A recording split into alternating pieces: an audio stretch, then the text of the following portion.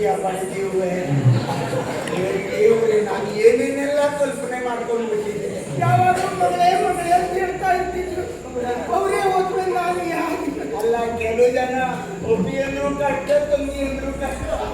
ನಿನಗೆ ಮಗಳೇ ಅಂತ ಸುಬ್ರಹ್ಮಣ್ಯ ನಿಂತ್ಮೇಲೆ ತೊಂದರೆ ಇಲ್ಲ. ಸುಮ್ಮನೆ ಕಟ್ಟುವುದು ನಾ ಇದ್ದೆ, ನೀನೇನಾದ್ರೂ ಬೇಡ. ಇಲ್ಲ, ಅವ್ರ ಮಗನೂ ಇದ್ದಾನೆ ಬಿಡಿ.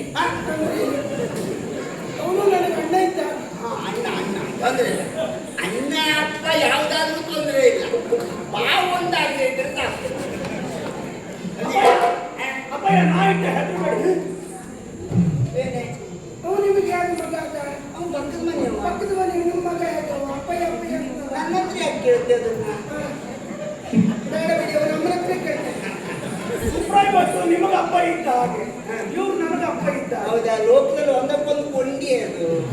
ಹೌದು, ದುಃಖ ಪಡುವುದು ಎಲ್ಲ ಕಡೆ ಇರ್ತಾರೆ. ಅಂದ್ರೆ ಅಪ್ಪ ಮಗನಿಗೆ ಹೋಲಿಕೆ ಉಂಟು. ಎಂತಕ್ಕೆ ಅಪ್ಪ ಮಗ ಅಂದ್ರೆ ನನ್ನ ಮಗ ಅಂತ ತಿಳ್ಕೊಂಡದ್ದ. ಮಗನ ಹಾಗೆ ಮಗ ಹುಟ್ಟುದಿದ್ರೆ ಮನೆಯಲ್ಲೇ ಬಿಟ್ಟು ಪಕ್ಕದ ಮನೇಲಿ ಯಾಕೆ ಸುಮ್ಮನೆ ಇರೋದಿಲ್ಲ. ಎಂತ ಹೋಗುವ, ಏನು ಗಡಿಬಿಡಿ ಮಾಡುದು ಯಾಕೆ ನೀನು? ಗೊತ್ತಾಯ್ತು. ನೋಡುವ, ಗಡಿಬಿಡಿ ಮಾಡುವುದಕ್ಕಿರೋ ಕಾಲವೇ ಅಲ್ಲ. ನಿನಗೊಂದು ವಿಷಯ ಗೊತ್ತುಂಟಾ? ಕಾಲಾಯ ತಸ್ಮೈನ ಮಾಡಿದ್ದಾನೆ. ಎಂತದ? ಕಾಲಾಯ ತಸ್ಮೈನ ಬೇಡ, ನೀನು ದೊಡ್ಡ ದೊಡ್ಡ ಶಬ್ದ ಹಾಕ್ಬೇಡ. ಸರಸ್ವತಿ ಒಂದು ನಿನ್ನ ನಾಲ್ಕೆ ಮೇಲೆ ಕಾಲು ಕುತ್ಕೊಂಡು ಬಿದ್ದು ದೊಡ್ಡ ದೊಡ್ಡ ಶಬ್ದ ಹಾಕೋದು ಬೇಡ. ಮತ್ತೇನಲ್ಲ, ಭಸ್ಮಾಸುರ ಇನ್ನೂ ಹುಟ್ಟಿಕೊಂಡಿದ್ದಾನೆ. ನಮ್ಮ ಯೋಗ ತಿರುಗಿದ್ದೇ ಅಲ್ಲಿಂದ ಅಲ್ವಾ? ಶ್ರಾದ್ದದ ಮೇಲೆ ಶ್ರಾದ್ದ. ಹೌದು, ಗುಡಿಸೋತ್ತೆ. ವಜ್ರದ ಮೇಲೆ ವಜ್ರ. ವಜ್ರದ ಮೇಲೆ ವಜ್ರ. ದಿವಸ ಗುಡಿಸೋತ್ತೇ ಇಲ್ಲ. ಕಂಡವ್ರ ತಲೆ ಮೇಲೆಲ್ಲ ಕೈ ಇಡ್ತಾ ಇದ್ದಾನೆ. ಆ ಭಸ್ಮಾಸುರ ಇದ್ದದ್ರಿಂದಲೇ ನಾವು ಬದುಕ್ತಾ ಇದ್ದೇವೆ ಅಲ್ವಾ? ಒಳ್ಳೆ ಸಂಪರ್ಕ ಇದೆ. ಹೌದಪ್ಪ, ಸಂಪಾದನೆ ಕೊಟ್ಟು ಒಂದು ಕಾಲದಲ್ಲಿ ನಮ್ಮನ್ನು ಕೇಳುವವರೇ ಇಲ್ಲ. ಇನ್ನೇನು ನೇಗಿನ ಕುಣಿಕೆಗೆ ತಲೆ ಒಡ್ಡಬೇಕು ಎನ್ನಿ ಮುಟ್ಟಲ್ಲಿ ಮುಟ್ಕೊಂಡಾನು. ಏನೇ ಆಗಲಿ, ನಮ್ಮ ಭಾಗ್ಯದ ದೇವರು ಅವನೇ. ಹಾಗಾಗಿ ನಾವು ಕಾಲ ಹರಣ ಮಾಡುವುದಲ್ಲ. ನೋಡೇ ಬಿಡುವ, ಭಸ್ಮಾಸುರ ಸಿಗದೇ ಇರಲಿ. ಭಸ್ಮಾಸುರನಿಗೆ ಒಂದು ಗೌರವಯುತವಾದ ಸ್ಥಾನ ನಮ್ಮ ಪಾಲಿಗೆ ಉಂಟು. ಹಾಗಂತ ಬಚ್ಚಕ್ಕೆ ಹೋಗ್ಬೇಕಾದಲ್ವಾ? ಆದರೆ ಭಸ್ಮಾಸುರನಲ್ಲಿ ಒಮ್ಮೆ ಸಿಕ್ಕಿದ್ರೆ ಒಂದು ಕೊಲ್ಲುವಾಗ ಒಂದು ಅಂತರ ಇಟ್ಟುಕೊಳ್ಳುವಂತ. ಹೌದು. ಒಂದೇ ದಿವಸ ಭಾಳ ಜನ ಕೂತು ಪರಿಚಯ ಮಾಡಲಿಕ್ಕೆ ಕಷ್ಟ ಆಗ್ತದೆ. ಒಂದೇ ದಿನ ಕಾರ್ಯಕ್ರಮ ಬಂದು 3-4 ಜನ ಇಡೋ ಮತ್ತೆ ಬಿಟ್ಟು 11 ದಿನ ಬಿಟ್ಟು ಇಡೋದು. ಅಲ್ವಾ? ನೋಡುವ, ಅವನು ಸಿಕ್ಕಿದ್ರೆ ನೀನು ಒಂದು ಮಾತು ಹೇಳು. ಅದು ಅವನಿಗೆ ಹೆಣ್ಣು ಅಂತ ಹೇಳಿ ಮತ್ತೆ ಪ್ರೀತಿ ಸುಬ್ರಾಯ್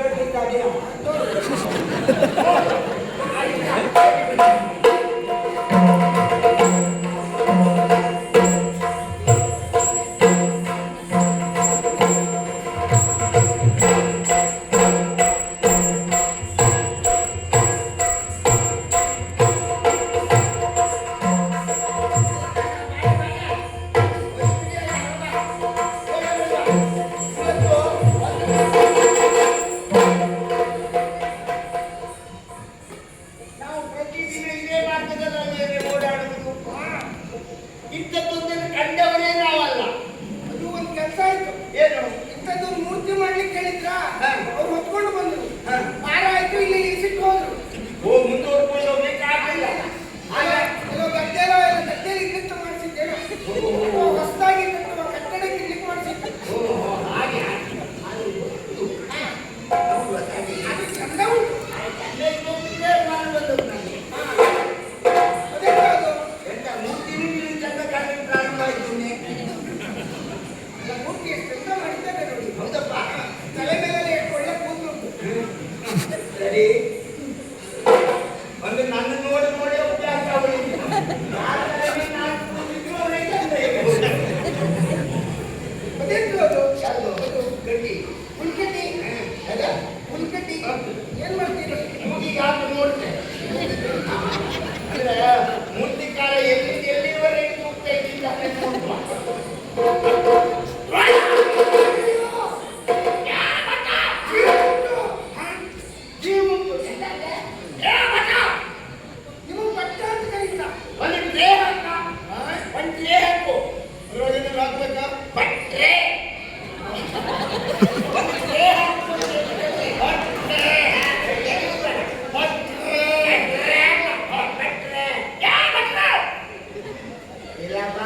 ನೀವು ವ್ಯಾಕರಣ ಕಲಿಸಿದ್ಯಾರ ಏನು ಏ ಭಟ್ರೆ ಮತ್ತೆ ಹೇಳ್ಬೇಕು. ಓ ಭಟ್ರೆ ಓ ಭಟ್ರೆ, ಓ ಬ್ರಾಹ್ಮಣ್ರೆ ಓ ಬ್ರಾಹ್ಮಣ್ರೆ, ಎಲ್ಲಿ ಹೋಗಿದ್ಯಾ? ಇವನ ಶಬ್ದ ಭಂಡಾರ ನೋಡಿ ನೀನ್ ಹೇಳಿದ್ದು ಏನ್ ಹಾಕಿದ್ರು ನಾನು? ಎರಡು ಹಾಕ್ತೇನೆ ನೀನು ಮತ್ತೆ ಹೇಳ್ತೀಯಾ ನೀನು ಹಾಕಿದ್ದು ಎರಡು ಹಾಕ್ತೀನಿ ಮತ್ತೆ ಎಂತ ಭಟ್ರೆ ಎಲ್ಲಿಂದ ಬಂದೆ? ನೀವು ಅವ್ನು ಯಾರು ಮಾತಾಡೆ ಆಗ ಅವನಿಗೆ ಮನಸ್ಸಿಗೆ ಇಷ್ಟೆಲ್ಲ ಜೋರು ಮಾಡುತ್ತಿಲ್ಲ ಬಿಡು, ಅಲ್ಲಿ ಮಗುಡ.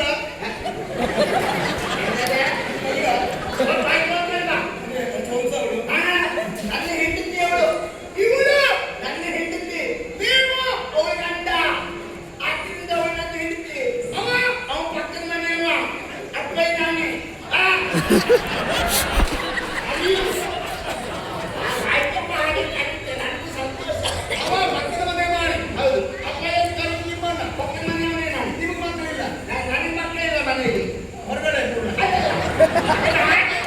ಅಂದ್ರೆ ಇವಳಿಂದ ಮಕ್ಕಳಾಗ್ಲಿಲ್ಲ. ಆಗಲಿಲ್ಲ ನಾನು ಮೂರನೇ ಹೇಳ್ತೀನಿ. ಓ ಮತ್ತೆ ಎರಡು ಇಲ್ಲ ಹೋದ್ರ? ಹೌದು ಬಿಟ್ಟೋದ್ರ?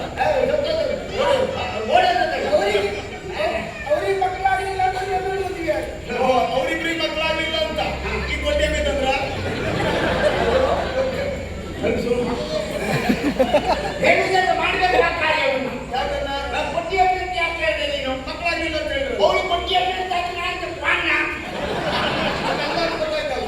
ಅವನು ಪಕ್ಕದ ಮನೆಯವ ಅನ್ನಲ್ಲ ಅಪ್ಪನೇ ಮೇಲೆ ಅಪ್ಪ ನಾನೇ ಅದು ಪಕ್ಕದ ಮನೆಯವ ಎಲ್ಲರೂ ನಾನು ನೋಡು ನಾ ಮದುವೆ ಆಗಿ ಎಂಟು ದಿನ ಆಗಲಿಲ್ಲ. ದಿನ ಹೆಚ್ಚಾಗ್ಲಿಲ್ಲ. ಇಲ್ಲ ಇಲ್ಲ ಎಷ್ಟು ದಿವಸ ಆಯ್ತು? ಏನು ಒಂದು 2 ತಿಂಗಳಾಯ್ತು. ಅಳ್ತೆಯ ದಿನ ಹೆಚ್ಚ ತಿಂಗಳು ಹೆಚ್ಚ. ಅಲ್ಲ 2 ತಿಂಗಳು ಆದ್ಮೇಲೆ ಮದುವೆ ಆದದ್ದಲ್ಲ ಮದುವೆ ಆಗಿ ಇನ್ನೂ ಹೊಸ ದಂಪತಿಗಳು. ನೀವು ಹೊಸ ಹೊಸ ದಂಪತಿ. ಓ ನವ ದಂಪತಿಗಳು. ಹೌದಾ ಕರ್ಕೊಂಡೇ ಓಡಾಡುದು. ಅಲ್ಲ ನಿನ್ನ ಕರ್ಕೊಂಡು ಹೋಗುದೇ ಒಳ್ಳೆ. ಯಾಕಂದ್ರೆ ಅವರಿಗೆ ಮೂರನೇ ಹೆಂಡತಿ ನೀವಿರುವುದು ಒಳ್ಳೆ. ಏ! ಮತ್ತೆ ನಿನ್ನ ಮಾತಿನ ಅರ್ಥ ಎಂತದ ಗೊಡ್ಡೆ ಮೇಲೆ ಆಗ್ಬಾರ್ದು ಅಂತ ಒಟ್ಟೆ ಮ್ಯಾನ್ಬಾರ್ದು ಅಂತ ನಾನಿದ್ದೆ ಮತ್ತೆ ಅವ್ನು ಯಾಕೆ ಏನೋ ಗೊತ್ತಿಲ್ಲ. ನಿನಗೆ ಗೊತ್ತಾಗೋದಲ್ಲ ಅದು ನನಗೆ ಗೊತ್ತಾಗೋದು ಗೊತ್ತಾಗ್ಲಿಲ್ಲ. ಅಲ್ಲ ಅದನ್ನು ನನಗೆ ಗೊತ್ತಾಗಿದ್ದರಿಂದ ಹೇಳಿದ್ದು ನಾನು ಏನು ನೀವು ಒಬ್ಬನೇ ನಿಂತ್ಕೊಂಡಿದ್ದೆ ಮೇಲ್ಭಾಗದ ಕ್ರೀಡಾಂಗಣ ಕಂಡ್ರೆ ಅಲ್ಲಿ ಅರ್ಥತಂತ್ರಾಕೃತಿಯ ಪಡೆ ನಿನಗೆ ಗೊತ್ತಾಗಲಿಲ್ಲ ಹಣೆಯವರೆಗೆ ಉಂಟು ಇದೇನು ಮಾಡಿ? ಅದೇ ಒಂದು ತಲೆಬಿಸಿ. ಯಾವುದು? ಆಗ ಹಳೆ ಆಗಾಗ ಓ ತಲೆಯಲ್ಲಿ ಕೂತಿಲ್ಲ ಅಂತ. ಎಲ್ಲಿವರೆಗೆ ವಿಭೂತಿ ಬಟ್ಟೆ ಹಾಕಬೇಕು ಅಂತ ಗೊತ್ತಾಗುತ್ತದೆ. ಬೆಳಿಗ್ಗೆ ಮುಖ ತೊಳಿಲಿಕ್ಕೂ ಗೊತ್ತಾಗುವುದಿಲ್ಲ ಇಲ್ಲಿವರೆಗೂ ನೀರಾಗುತ್ತೆ ಸ್ನಾನ ಆದಾಗ. ನಾನು ಅಲ್ಲಿವರೆಗೆ ಆಗುದಿಲ್ಲ ಸರಿ ಸರಿ ಸರಿ. ಇದಲ್ಲ ಈಗ ನೀವೆಲ್ಲ ಸೇರ್ಕೊಂಡು ಎಲ್ಲಿ ಹೊರಟಿದ್ದೀರಿ? ನಾವು ಬೊಜ್ಜೆ ಮಾಡ್ಲಿಕ್ಕೆ ಹೊರಟು ಯಾರು ಗೊಜ್ಜ? ಸತ್ತೋದು ಸತ್ತೋಗಿದ್ದಾರೆ. ಸತ್ತು ಹೋದವು ಹುಟ್ಟವು ಈಗ. ಆಗಲ್ಲ ಭಸ್ಮಾಸುರ ಏನೋ ಹುಟ್ಟುಕೊಂಡಿದ್ದಾನಂತೆ ಹಾ. ಕಂಡವರು ತಲೆ ಮೇಲೆ ಕೈ ಇಡ್ತಾ ಇದ್ದಾನಂತೆ ಬ್ರಾಹ್ಮಣ ಸ್ತ್ರೀಯರನ್ನು ಗಮನಿಸ್ತಾ ಇದ್ದಾನಂತೆ ಹಾಗಾಗಿ ನಮಗೆ ಒಳ್ಳೆ ಅನುಕೂಲ ಈಗ. ಹೇಗೆ? ಬಚ್ಚಿದ ಮೇಲೆ ಬಚ್ಚೆ, ಬಚ್ಚಿದ ಮೇಲೆ ಬಚ್ಚೆ. ಓ ಭಸ್ಮಾಸುರ ಎಲ್ಲರ ತಲೆ ಮೇಲೆ ಕೈ ಇಡ್ತಾನೆ. ಹಾಗಾಗಿ ಎಲ್ಲ ಕಡೆ ವಜ್ಜ. ಕಾರ್ಯಕ್ರಮ ಪುರುಷತ್ತೇ ಇಲ್ಲ ಹಾಗಾಗಿ ನಿಮ್ಗೆ ದಿವಸ ವಜ್ಜ. ನೀವು ನನಗೆ ದಿವಸ ಬರ್ತೇನೆ ಮಾಡೋರು ಒಂದು ಐದಾರು ಕಾರ್ಯಕ್ರಮಕ್ಕೆ ಹೋಗ್ಕೊಂಡು ಒಂದು 3ನೇ ಕಾರ್ಯಕ್ರಮಕ್ಕೆ ಹೋಗ್ತೇನೆ ಆದ್ರೆ ದಿವಸ ಎರಡು ಕಡೆ ಕೈ ಕೊಡುವುದು ಅಲ್ಲ ಹೋಗ್ಬಿಟ್ಟಿದ್ರೆ ಹೋಗ್ಲಿಕ್ಕೆ ಆಗುದಿಲ್ಲ ಆಗುವುದಿಲ್ಲ. ಈಗ ಭಸ್ಮಾಸುರ ಸಿಕ್ಕುವ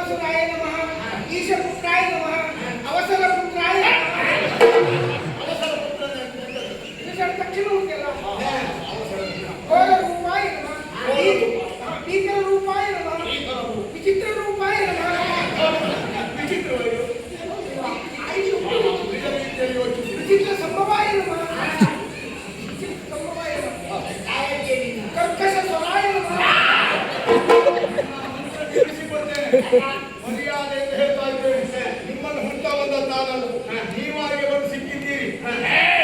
ಈ ಭಸ್ಮಾಸುರನ ಕೈಯಲ್ಲಿ ತಪ್ಪಿಸಿಕೊಳ್ಳಿಕ್ಕಾಗುವುದಿಲ್ಲ.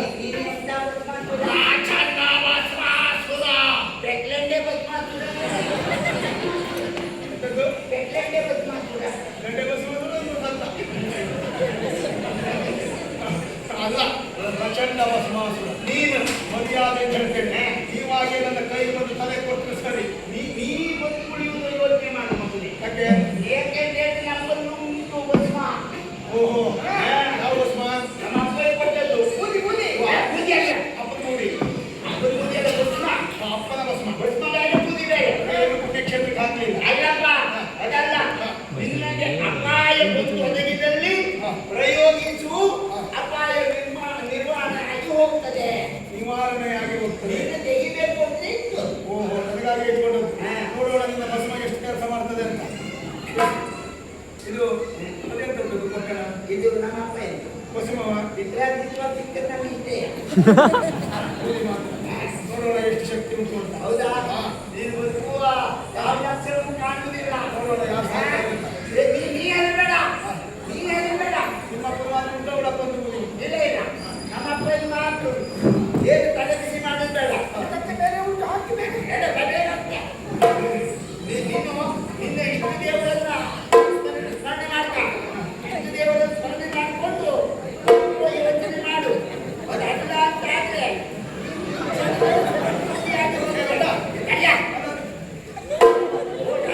ನೀವು ಬದುಕಬೇಕ. ಒಂದು ನಮ್ಮನ್ನು ಕಾಲಿಟ್ಟು ಬದುಕು. ಇಲ್ಲ ಸಾಯುವುದಕ್ಕೆ ಯೋಚನೆ ಮಾಡಿ. ಈ ಸಾಯುವುದಕ್ಕೆ ಇದ್ದವಂತ ಈಗ ಅರ್ಥ ಆಯ್ತು ನನಗೆ. ನಿನ್ನ ಅಪ್ಪನೇ ನಿನ್ನ ಕೈ ಕೊಟ್ಟಿದ್ದಾನೆ ಅಂತ. ಎಂತ ಬಟ್ಟೆ ಕೊಡ್ತಾ? ಬರುವುದೇ ಇಲ್ಲ. ಯಾವ ಬಟ್ಟೆ ಇಲ್ಲ ಹೋಗ್ತದೆ. ಇದು ನಿಜವಾಗಿ ಬಸವ ಇದ್ದದ್ದ? ಮತ್ತೆ ಅಥವಾ ಮೂಗಿನ ಹಾಕಿ ಪುಡಿ ಇದ್ದದ್ದು? ಗೊತ್ತಾದ್ರೂ ಹಾಕ್ತಾಗಿದ್ದೆ ನಿನ್ನ. ಏನು ಅಂತ ತಿಳ್ಕೊಂಡೆ? ನಮ್ಮಪ್ಪ ಇಲ್ಲ, ನಮಗಷ್ಟು ನಂಬಿಕೆ ಉಂಟು.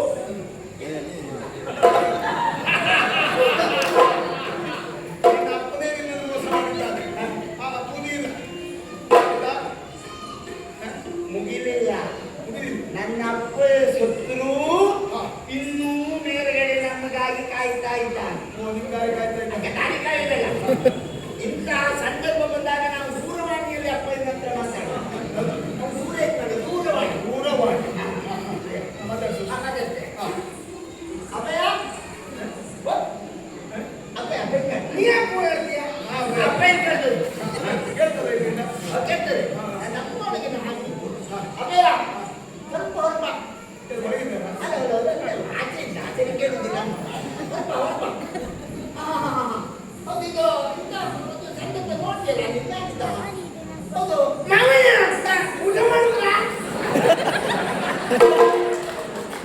ಅವನು ತೆಗೆಯುವುದು ಹೇಗೆ ಅಂತ ಯೋಚನೆ ಮಾಡ್ತಿದ್ದಿ, ಊಟ ಮಾಡಿದ್ರೆ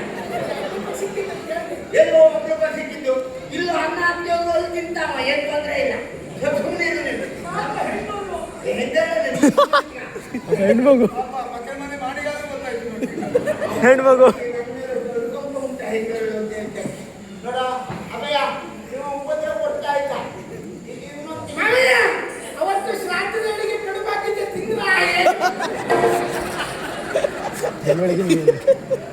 ಈಗ ನಿನಗೆ ಮಾತಾಡಿ ಅದು ನನ್ನ ಹೆಂಡತಿ ಹಾಕಿದ್ದು, ನಿನಗೆ ಹಾಕಿ ಆಯ್ತಕ್ಕಿಂತ ನೀ ಸುಮ್ಮನಿರ. ಅದು ಭಸ್ಮ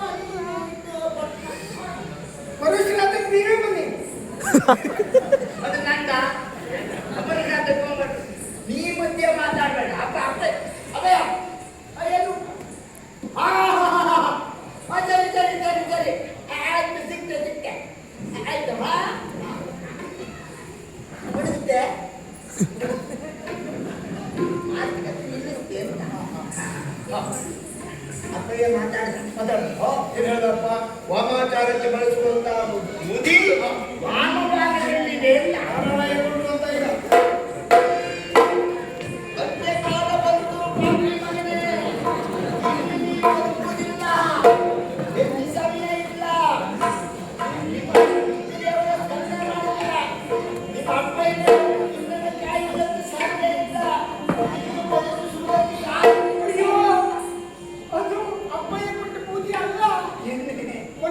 ಚಟ್ನಿ ಮಾಡುವಾಗ ಹಿಟ್ಟು ಕಡಿಮೆ ಇತ್ತು ಅದನ್ನ ಹಾಕಿ ಹಿಟ್ಟು ಮಾಡಿದ್ದೀನಿ.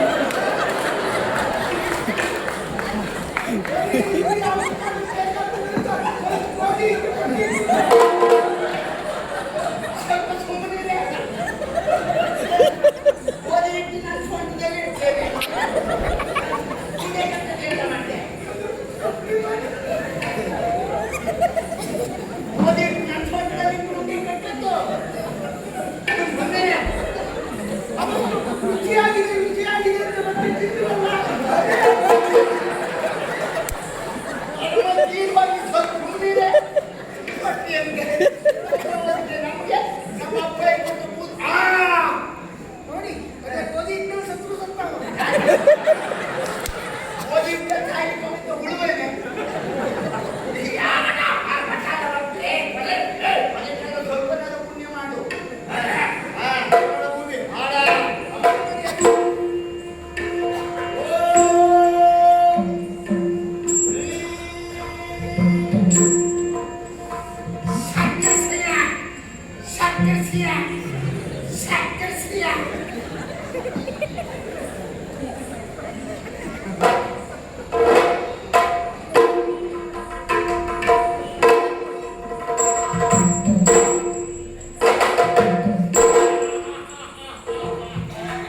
ಸ್ವಲ್ಪ ಹತ್ತಿರ ಬಂದು ಹಾಕಿ.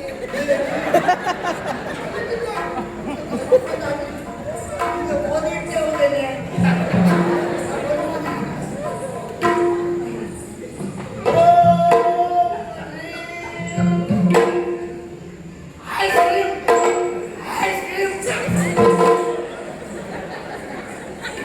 ಸಮೀಪ ಇರಬೇಡ, ಪರಿಣಾಮ ಬೀರುವುದಿಲ್ಲ. ಸ್ವಲ್ಪ ದೂರ ಇರು.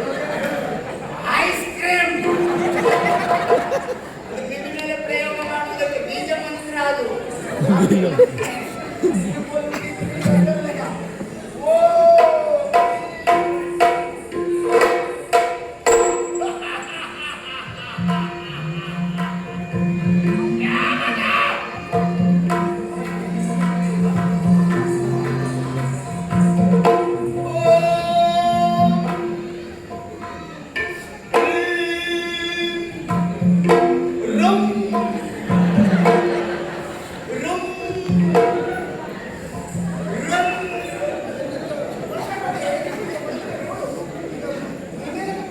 ಮೈಮೇಲೆ ತಕ್ಕೊಳ್ಳೋದಲ್ಲ, ಇವನನ್ನು ತೆಗೆದಿದ್ದು ಅದೇ ಆಗ್ಬೇಕು.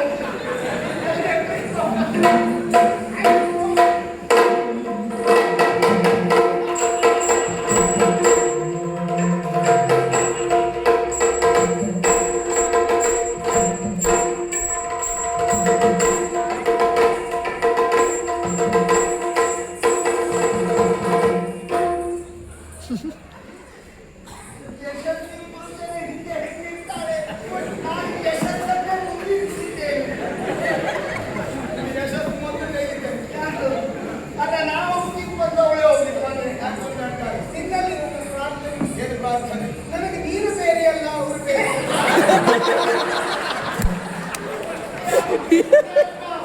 ಇನ್ನು ಈ ಸಲ ನನ್ನ ಕೈ ಹಿಡಿದು ಬೇಡ. ಬಂದು ಇಟ್ಕೊಳ್ಳೆ ಸಾಯ್ಬೇಕು. ಇವಳು ಬಾಯಿದ್ದೇ ನನ್ನ ತಾಯಿಗಳು. ಅದಲ್ಲ, ಮತ್ತೆಂತಕ್ಕೆ? ನೋಡಿ ನನಗೇನಾದ್ರು ತೊಂದರೆ ಇದ್ದು ನಿಮ್ಮನ್ನು ಹೇಳಿಕೊಡ್ತೇನೆ ಆಗ ಅವನನ್ನು ಹೇಳಿಕೊಡ್ತೇನೆ. ಹೇಳ್ಕೊಳ್ಳೋದು ಏನು ಬೇಕು? ನನಗೆ ಒಂದು ಆಸೆ ಇತ್ತು. ಏನು ಆಸೆ? ನಾನು ವಯಸ್ಸಾದ ಗಂಡನನ್ನು ಮದುವೆಯಾಗಿದ್ದೇನೆ. ಆದರೂ ನನಗೆ ಮುತ್ತೈದೆ ಸಾವು ಬರಲಿ ಎಂದು ನಾನು ಪ್ರಾರ್ಥನೆ ಮಾಡ್ತಾ ಇದ್ದೆ. ನೀನು ಅವರನ್ನು ತೆಗೆಯುತ್ತಿದ್ದರೆ ಕೊನೆಗೆ ತೆಗಿ, ನಾನೇ ಮೊದಲು ಸಾಯ್ತೇನೆ. ನಾನು ತೆಗೆಯುತ್ತೇನೆ. ಇರುವುದಿಲ್ಲ. ನೀವೊಂದು ಕೆಲಸ ಮಾಡಿ, ಯಶಸ್ಸಿನ ಹಿಂದಿದ್ದೇನೆ ಅಂದ್ರಲ್ಲ, ನಾನು ಯಶಸ್ಸು ಮುಂದೆ ಹೋಗ್ತೇನೆ, ನೀವು ಹಿಂದೆ ಬನ್ನಿ. ಹೋಗುವುದಿದ್ದು ನಾನು ನೀನು ಅಲ್ವೇ? ಪಕ್ಕದ ಮನೆಯವರು ಮನೆ ಹೋಗಿ ನೀವು ಕರ್ಕೊಂಡು ನಾನು ತೆಗಿತಾ? ಬೇಡ. ನಾನು ಅವನ ಸಾವನ್ನು ಕಣ್ಣಾರೆ ನೋಡಲಾರೆ. ಅದು ನಾನು ಬಂದು ಹೋಗಲಿಲ್ಲ.